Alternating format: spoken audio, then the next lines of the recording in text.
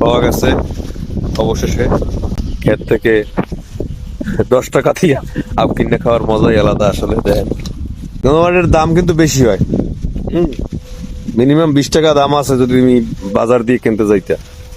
10 টাকার একটা আখের জন্য কতগুলো আখ মনে করো কাটতে হয়েছে, দেখছো? না না, এটা তো করা যায় না, পচা তো দেওয়া যায় না, এটা ফ্রেশ। তুমি আখ খাইতেছো? কয়টা লইছ আখ খাইতে? 10 টাকা। 10 টাকা আখ দেবে? হয়। হ্যাঁ, হয়। তুমি কি এই মাদ্রাসায় পড়ো? হয়। তোমার নাম কি? নাই। জুনায়েদ, বাহ, খুব সুন্দর নাম। তো এই জায়গা থেকে প্রত্যেক বছরই তুমি আখ কিনে খাও? হয়। আজকে আইছো কি ওই 10 টাকা নিয়ে আইছো হয়। আখ খাওয়ার জন্য? বাহ বাহ বাহ, যাক ঠিক আছে, দেখি তোমার আখটা দা আনতে গেছে, দাওটা আনুক, তারপরে তোমার আখ দেখ, ফেরা আমরা ভিডিও করবো। 10 টাকা আখ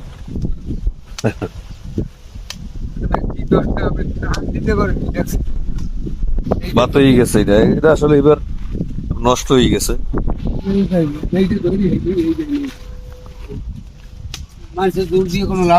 হম, আসলে অনেক নষ্ট হয় যে ফসল ই করতে হলে। দেখেন যে অনেক পরিমাণে যেগুলো সব বাদ, সেগুলো সব বাদ ভিতরে নষ্ট হয়ে গেছে। আচ্ছা ভাই, দেখবি এইটা ঠিক আছে না, গোড়া গাছ।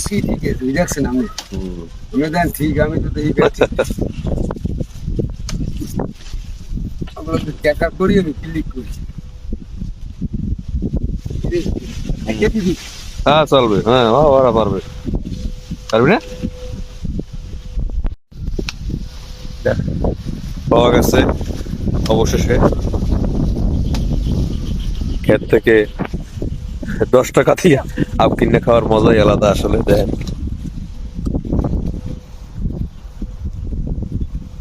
গঙ্গাবাড়ির দাম কিন্তু বেশি হয়, মিনিমাম 20 টাকা দাম আছে যদি তুমি বাজার দিয়ে কিনতে যাইতে।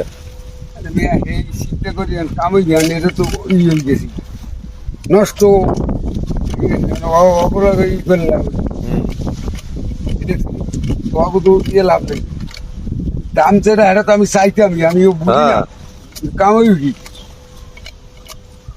আসলে যে আল্লাহ করে নেই, এটা নেই ও টাকা দেবে কি আমার ক্ষমা? 10 টাকার একটা আখের জন্য কতগুলো আখ মনে করো কাটতে হয়েছে, দেখছো?